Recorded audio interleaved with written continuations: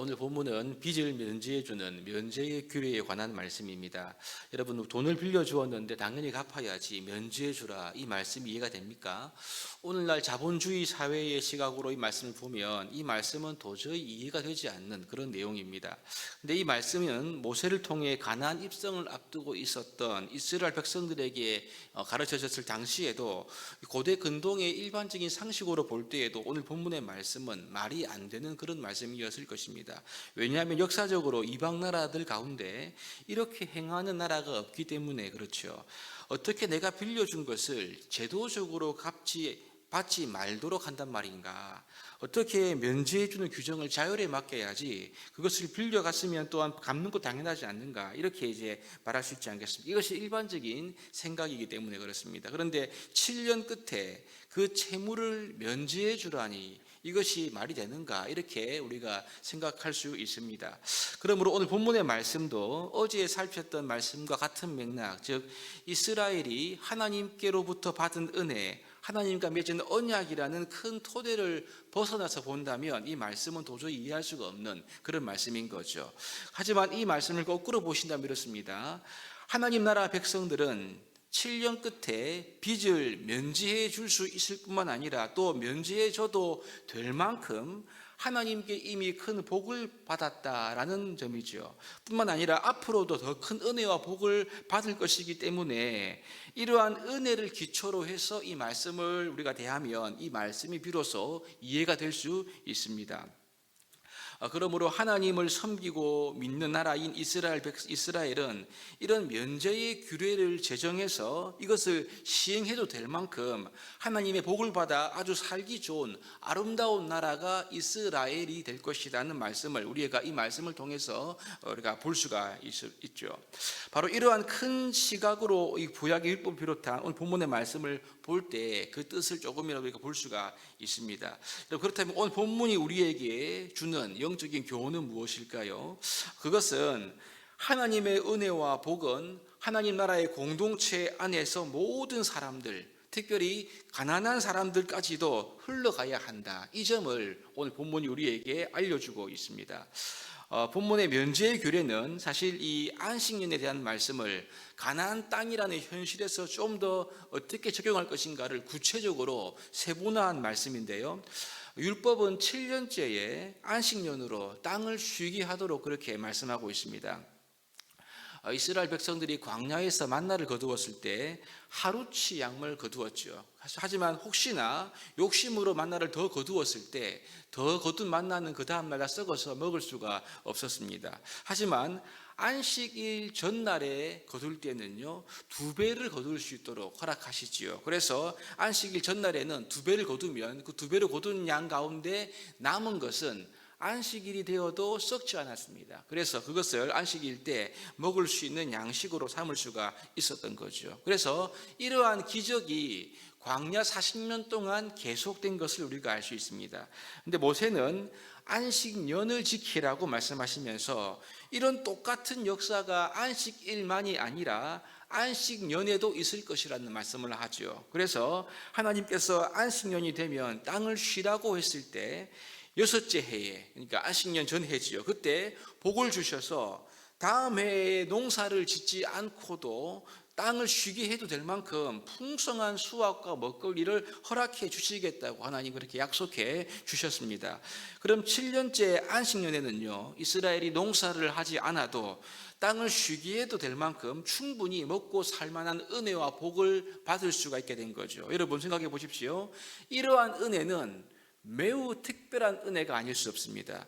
7째 안식년에는 농사를 짓지 않고 쉬게 해도 땅을 쉬게 해도 충분히 먹을 수 있는 만큼의 은혜와 복을 하나님께서 주셨기 때문에 그렇죠. 이것은 인간의 계산으로는 이해가 되지 않는 특별한 하나님의 은혜입니다. 그러니 여러분 안식년에 이스라엘 백성 전체가 농사를 짓지 않아도 충분히 먹고 살 수 있는 하나님의 강력한 은혜가 기초된 것이 바로 안식년인 거죠. 그래서 여러분 모든 이스라엘 백성들은 안식년이 될 때마다 이런 놀라운 은혜를 경험할 수 있도록 하나님의 은혜가 보장되어 있었던 것을 보게 됩니다.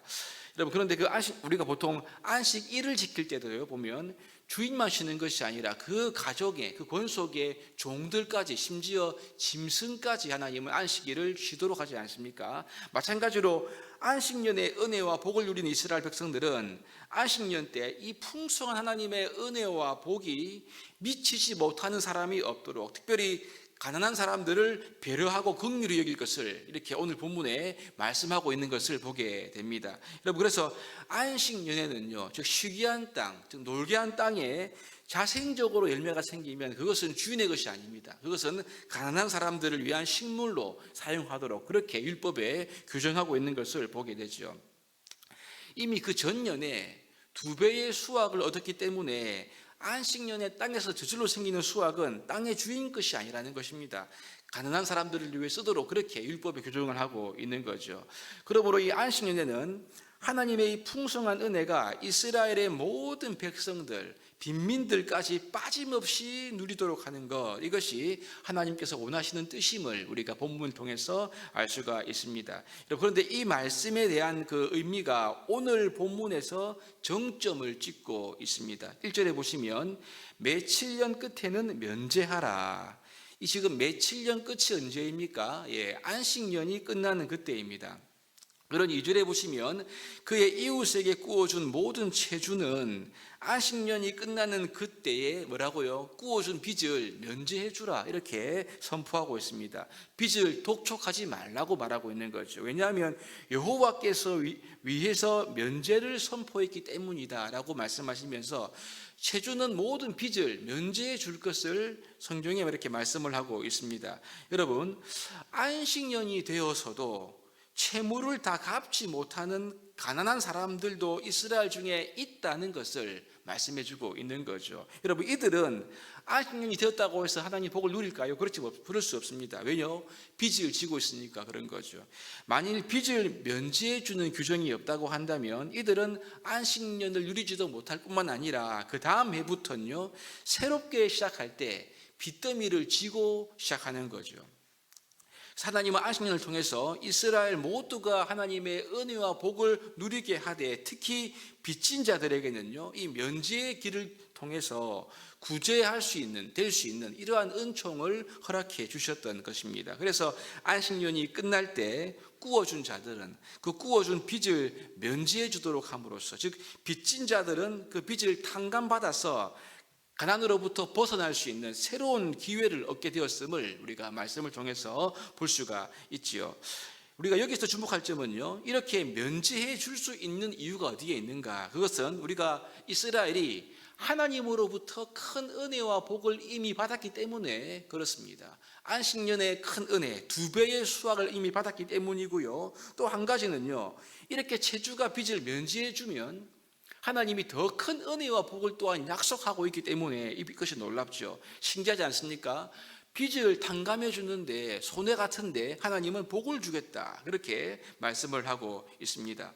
그러므로 이 말씀은 주를 믿는 모든 성도들은 오직 하나님이 주시는 은혜와 복으로 살아가는 존재임을 우리에게 분명히 말씀해 주는 그러한 말씀인 것입니다. 하나님은 이스라엘 민족 안에 특히 가난한 사람들에게까지도 하나님의 은혜와 복이 흘러가게 하기 위해서 가난 형제가 꾸고자 할 때에도 그들에게 또한 넉넉히 꾸어 줄 것을 그 다음에 말씀하고 있죠. 이것이 오늘 본문 8절의 말씀입니다. 안식년 끝, 즉 면제할 때가 가까이 왔다고 해서 빌려주면 어차피 못 받으니까 이걸 아껴가지고 재물을 꾸어주지 않으면 이것이 죄가 된다, 그렇게까지 말씀하고 있죠. 그래서 아끼는 마음을 품지 말고 가난한 동족들에게, 형제들에게 항상 자비의 마음을 가질 것을 이스라엘 백성들에게 권고하고 말씀하고 명하고 있는 것입니다. 그럼 여러분, 하나님이 범사에 꾸어주면 범사에 복을 주겠다, 하나님이 주겠다, 그렇게 약속을 해주고 있는 거죠. 사랑하는 여러분, 성도는 하나님의 은혜와 복으로 사는 존재입니다. 동시에 하나님의 은혜와 복을 나누어 주며 흘러가게 하는 그러한 존재입니다. 하나님께서는 그분의 은혜와 복이 교회 공동체 안에, 또한 세상으로, 특히 가난하고 연약한 사람들에게 나누어 줌으로써 이것이 흘러가는 것을 기뻐하신다는 것을 우리가 알 수 있죠. 여러분, 그렇습니다. 하나님의 은혜는 낮은 곳으로 흐릅니다. 가난한 자들에게 흘러 들어가야 한다, 이 영적인 원리를 우리가 따라 살아가면 하나님이 우리를 매우 기뻐하신다는 것을 우리에게 말씀하고 있죠. 마치 신약의 예루살렘 교회가 교회 공동체 안에 구제의 문제를 잘 하려고 7 집사를 세우지 않습니까? 그래서 가난한 사람들에 대한 구제가 공평하고 빠짐이 없이 되게 했던 모습들을 우리가 떠올려 볼 수가 있는 것입니다. 저는 오늘 이 말씀을 묵상하면서 우리에게 적용하면서 나 자신의 구역, 우리의 기관, 우리 주위의 성도들 가운데 특별히 경제적으로, 영적으로, 또 육신적으로 어려운 분들이 누가 있는지 한번 떠올려 볼 수 있기를 바랍니다.